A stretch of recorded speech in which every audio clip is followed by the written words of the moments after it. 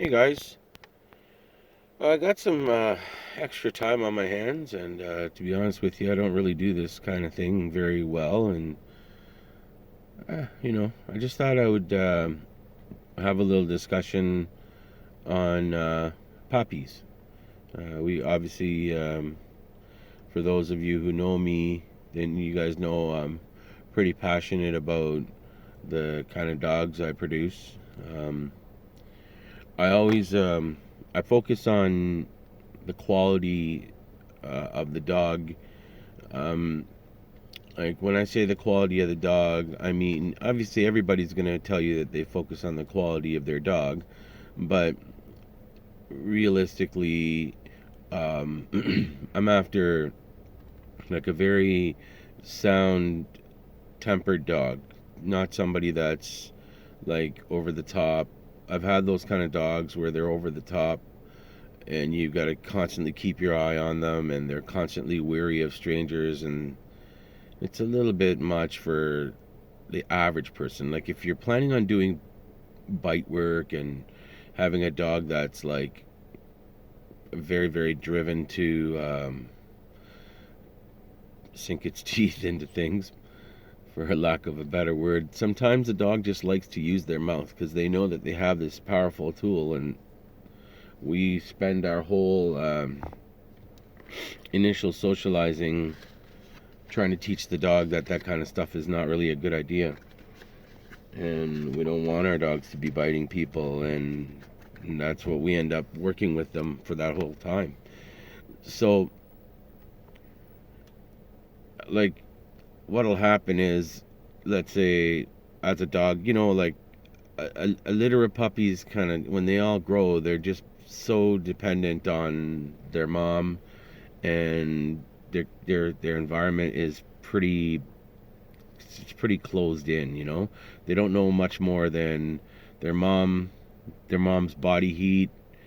And if you're really active in your bringing up of your puppies, they'll know your smell. Their eyes are closed, their ears, you can see they don't hear much. Well, at least I don't think they can, because their ears are like these flat little things. When they're puppies, their ears don't start opening up until a little bit later. But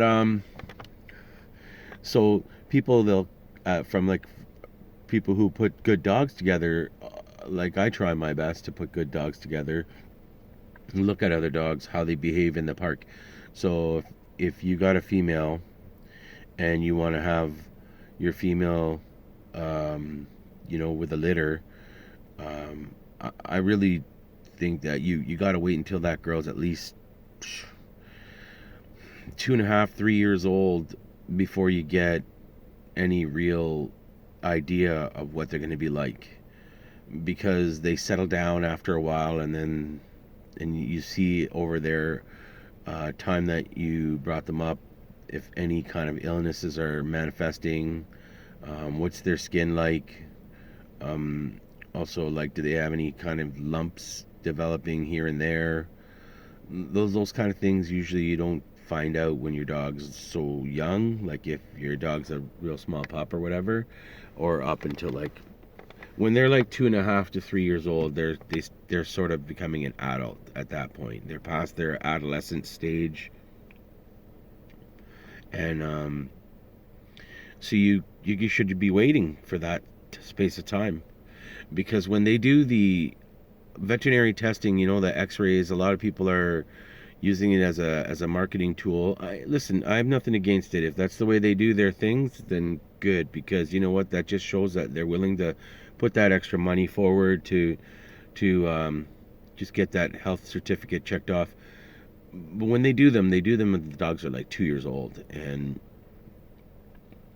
a 2-year-old dog hasn't really seen, like they haven't, their arthritic conditions aren't there. Unless your dog's really bad, you could tell, like if your dog is like the kind of dog that hops their back feet, like a double hop.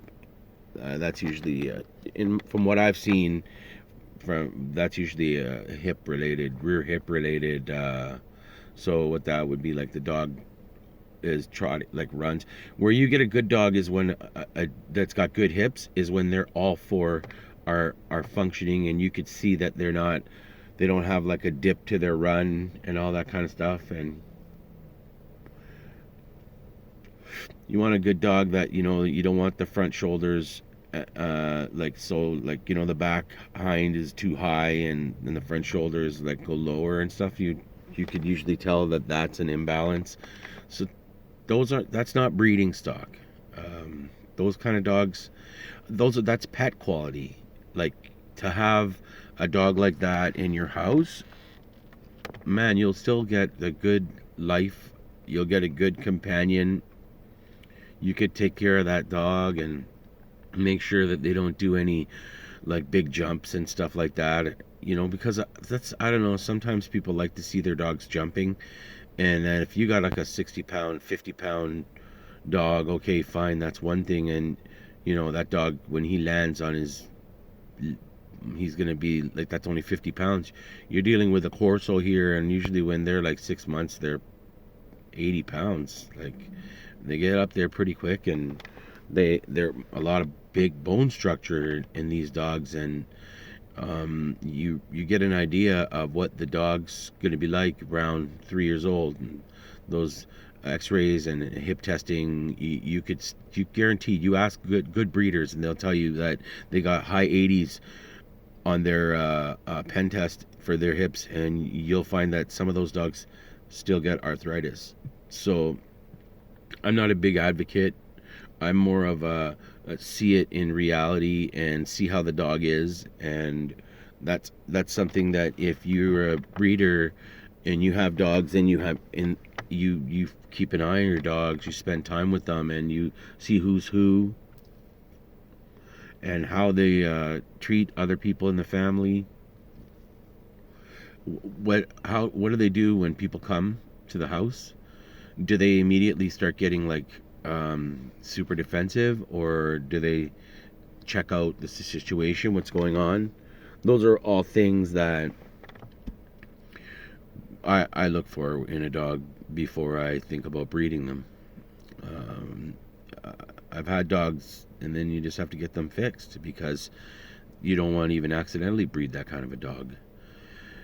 And I've had to rehabilitate dogs too, because people don't put the right amount of socialization into dogs. And unfortunately, those dogs don't know how to behave around other dogs, and they usually cause like a lot of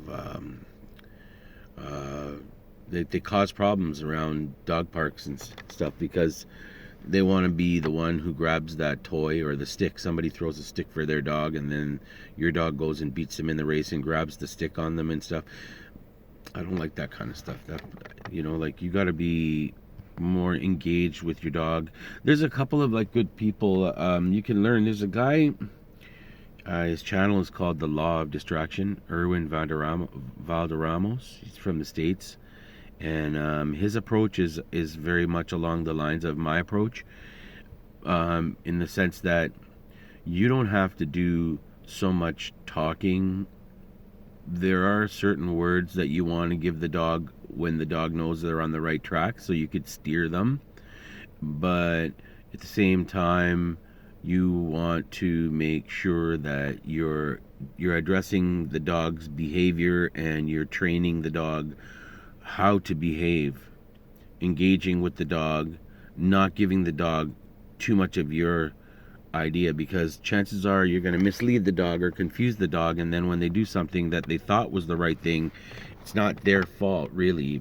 It's because you kind of dropped it. So you could go on his channel. It's a good place to learn.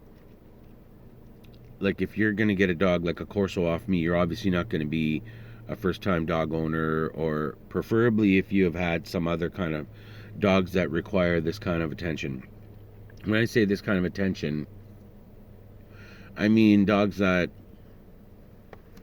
can be potentially harmful, like real bad. Like, look at the size of a Mastiff's bite, and that's like limb severing, not just nip and a skin puncture. Those are like bone crushing situations.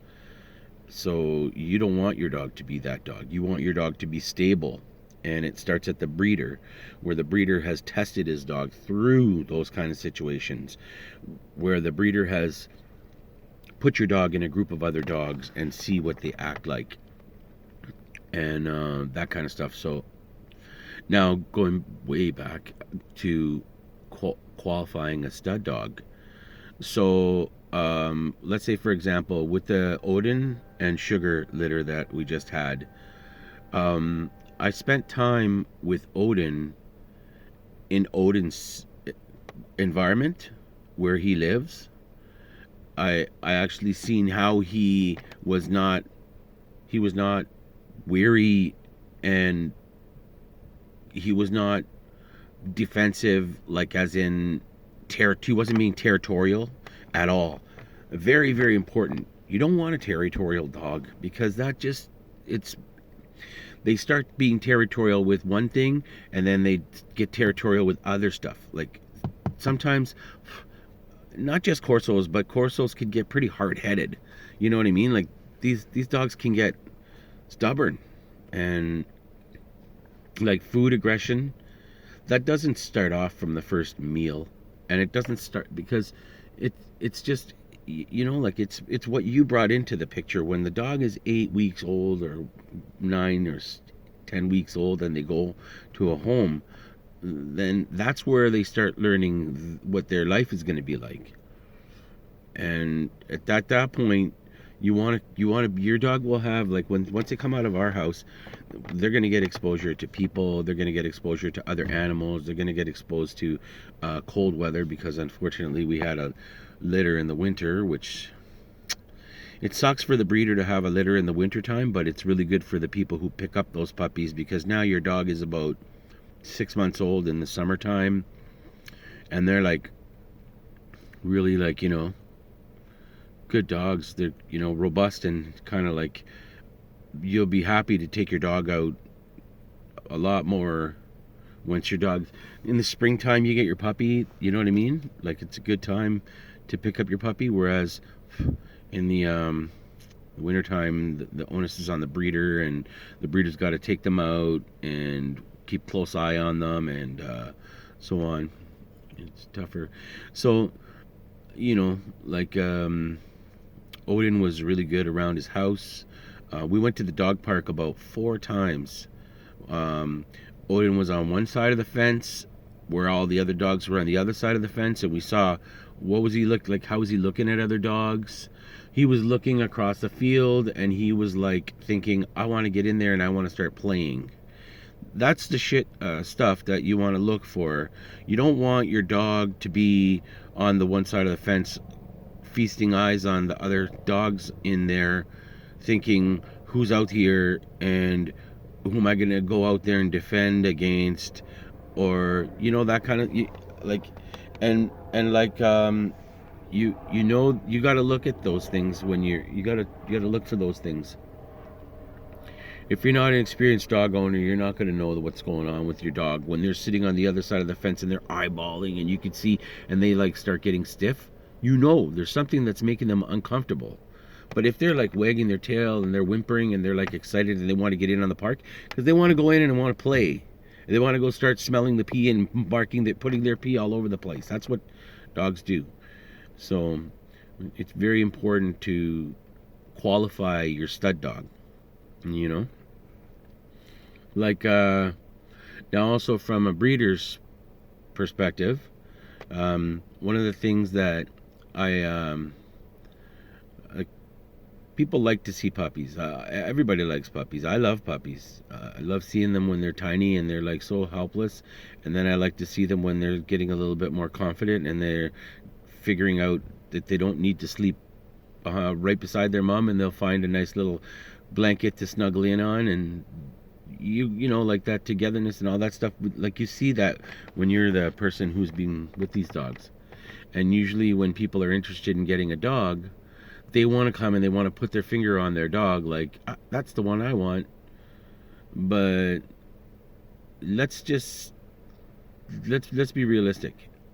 Who's going to know these dogs what they're like more. Unless you're like telepathically connected with dogs, which some people are. Some people are super good at making like a good connection with a dog right away. If you pick up the dog and the dog breathes right into you, they know, this is the one. They connect, and the dog will remember your smell later on. But the dogs, they change. They keep going through different behavioral developments, and at certain age they'll do this, and certain age they'll think about doing this, and who's there for them to correct them? Us, the people who are raising them, because we know that this is undesirable. Look at the way he's not letting anybody else to the food dish. So you pull that guy off to the side, and you let him watch, those other dogs eat, and then give him an opportunity to eat. You eliminate that they start to learn, and you're not doing a lot of talking, and because they don't understand English. Dogs don't understand English. No, listen, okay. You could get a dog in your house that's like a really good family dog. And they're smart, especially if you're with a experienced dog owner family, that you get your dog to do something, which would be the desired action that you want your dog to do, and you associate a word with it. That's fine. That's good. That's a good technique. But also making sure that it's exactly what you want your dog to do before that word gets nailed in hard. Like if you have, we have dog beds, those round, cushiony dog beds. So we let our dogs sleep on the dog bed. They're not limited to just a crate anymore. But when I have a lot of dogs in the house, that's when I don't give a crap. I'm creating them the crate, and then, like, let's say, like Rudy, who's like, well, not so much anymore, but Rudy was like the guard dog around the house, where he would be the guy that he would go out and challenge anybody or anything if he had to. He was that kind of dog. You would have your dogs. I call that dog bed their spot. So I'd say go in your spot. If I tell the dog to go in the spot, then the dog has to go to that spot, to the bed. So they have to know that the bed is the spot, and not where the bed was yesterday is the spot. Get what I'm saying? So you can move that bed around, and that dog has to know that the cushion is his spot.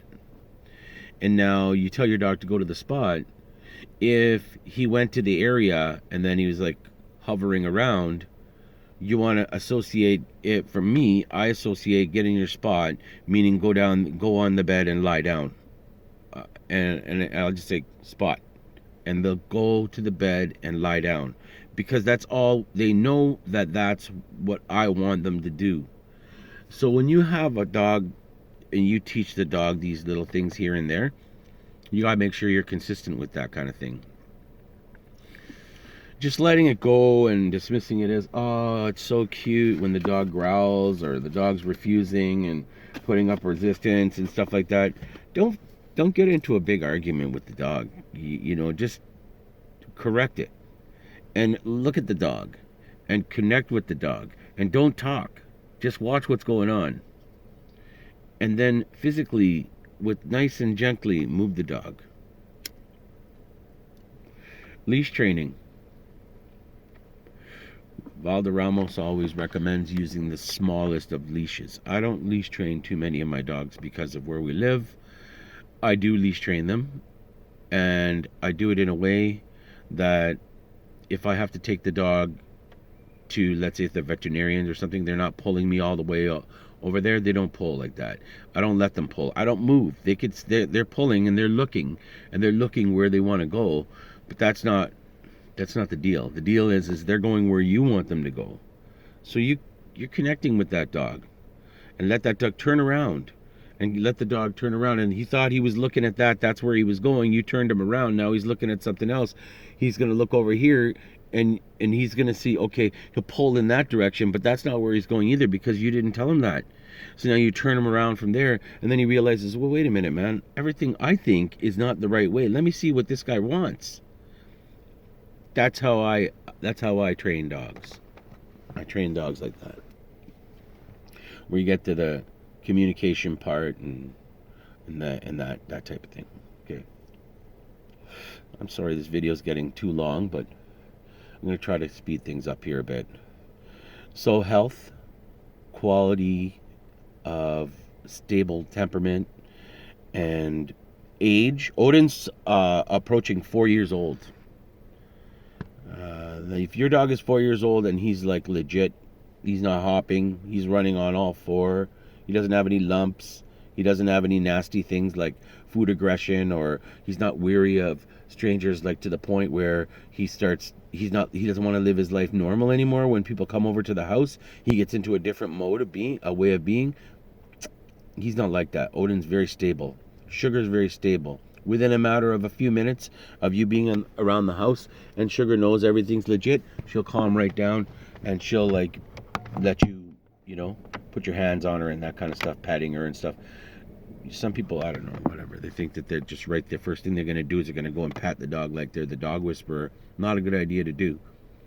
Also, another good point that a lot of trainers don't do is that you want to try to pat your dog underneath their mouth, like here, because when you start going here, what happens? You block their vision, right? You want that constant. So you pet the dog, you give them some tickles, you could get in their chest and give them a little nice rub, but you always want to see what they're thinking, what they're doing, what they're and look at their tail, and look at the fur above the withers, and look at the fur above the hinds, look at the posture, look at the ears. These are all things that, as a good dog owner, pick up on these things and get to know. And then, okay, if you're going to use an e-collar, that's a different story altogether. If you want to use an e-collar, I highly, highly recommend really learning how to use the e-collar before you even take it out of the box. Don't even buy one until you know what you have to do with an e-collar to work one properly. I've used them before, and they're a very effective tool if you want solid, good obedience, and it's a really effective tool. But they're not the tool that you use to zap your dog when they're doing something wrong, necessarily. I mean, it does have that open to you, that option available. And I guess in the worst case scenario, if your dog was like going right after something, you might consider turning it up and giving them a hit. But that would be like, we don't use e-collars for that. You use it on a vibration or a nick setting, and it's just like this. It's just a little nick. You could put it on your own neck and feel how it feels. It doesn't hurt. It's a vibration, and that absence of the vibration lets the dog know the desired task has been achieved. So the vibration stopped. You get the dog to go onto your placemat, your spot, whatever. You vibrate them until they go to the spot. When they get on the spot and they get in the desired location, you could take the nick off, and then they realize every time I go there, that's when the nick goes off, and then they start to associate with that. But don't get an e-collar unless you know how to use one. Very important. Okay, another thing. When you're a breeder and somebody calls you and tells you that they want a girl, you ask them, okay, it's good. What is the situation at your house? I've had boys and girls. Girl dogs are great. Boy dogs are great. It just depends on really who's in your house, Like females, female Corsos are not only necessarily a one person dog. They're willing to let everybody be their boss. Whereas a boy dog, if you got kids that are teenagers or something, and they learn they learn about how, like, dog behavior and stuff like that, it's good for them to a boy dog is good too, because a boy dog is just as good as a girl dog. Now, when somebody wants a girl dog, you start wondering, okay, well, do you have any other dogs at your house? So you find out that they've got this like, I don't know, shepherd lab cross that, and they love their dog and they think their dog is the best, and all they want is a son from that dog. It's not a good idea. A breeder doesn't want to give you a dog if you're that kind of person where you want to breed your dog to the one, because we try our best to keep the bloodlines as diverse as we can. Whereas Stella came from a Mennonite farm. She was from a Mennonite family, raised on a farm. The stud dog was also from a Mennonite family, also raised on a farm. Both of them were pure Corsos. They were not related, and they were not distant uncle, aunt, cousin business. These guys were from like, these are Mennonites who track bloodlines. Legit good dog breeder people, like so Sugar's from that. Odin is from a show line. Odin's brothers and sisters were the ones that the breeder, according to the owner, Odin's owner, Odin wasn't even the top dog in their bunch. So you can imagine what kind of quality of dogs these people are putting out if what they wouldn't consider a top quality dog from us to look at dogs when they're 4 years old and realize that that's the ideal specimen. Stable, healthy, very good looking, good eyes. You don't want that friggin', I hate that. A lot of people they think that they're smart, and they put like a boxer pit bull cross, and then they breed it over to a Corso. Boxers have those eyes, those saggy eyes. Dog de Bordeaux, all these dogs with that inverted muzzle. So a Corso's muzzle is supposed to be a little bit longer. I don't know why breeders are like pushing that muzzle in and trying to make their head like a block. I don't know if that they're doing it on purpose, or if that's manifesting from some of their genealogy that they maybe even didn't know was in. Just because the dog was part boxer 3 generations ago doesn't mean that it ain't part boxer now, because that boxer stuff can come out, and boxers have bloat. Honestly, when have you known people to own a boxer that lived way into their, when's hard to find a boxer passing 9 years old? Why? Because they got issues. They got epilepsy because of that pudged up face. They get bloat, that deep chest and that really narrow gait. It's they get a lot of gut issues, bloat. Their stomach turns into a flop. It's weird. They're athletic. They're a great dog for the right people who want to do that much exercising. But keep the boxer breed to the boxer breed. Don't put the boxer into the Corso. And everybody picks on boxers. I know. But I mean, that's really what people are doing. Pit bulls as well. With the pit bull breed, I mean, really, you do some research on pit bulls, and then you'll understand how closely related majority of the stock is right now. And you got people that think they're good breeders and they're putting dogs together. Like, there's guys that have bred brother and sister, or son and mother, and putting out dogs like that. I'm not making that shit up, man. That's what some people actually have done, and that's what they want. And then they understand that they're on some kind of a, and now you got that, and it's like, recipe for disaster. It's not necessarily going to come out in the litter, or it's not necessarily going to come out in the next litter, but it's still there. It's still there. So if you have like your lab pit bull cross or Rottweiler Dogo cross, and you think that you're going to breed that to the Corso, please don't ask me for a dog. I don't want to give you a dog for that kind of stuff. What else? If you, some guys, you know what some people do? They go and they get their hands on a good quality male dog. It's like something that's going to come out of our line this year. You get their hands on that dog, and now they see on these different ads, stud fee and this and that, or you know, they right away they want to start breeding their dog. Like the dog's too young to breed, too young to have litters, and they're already thinking about breeding the dog. They haven't done any testing on the dog, and I'm not talking about the testing that go in to pay the veterinarian.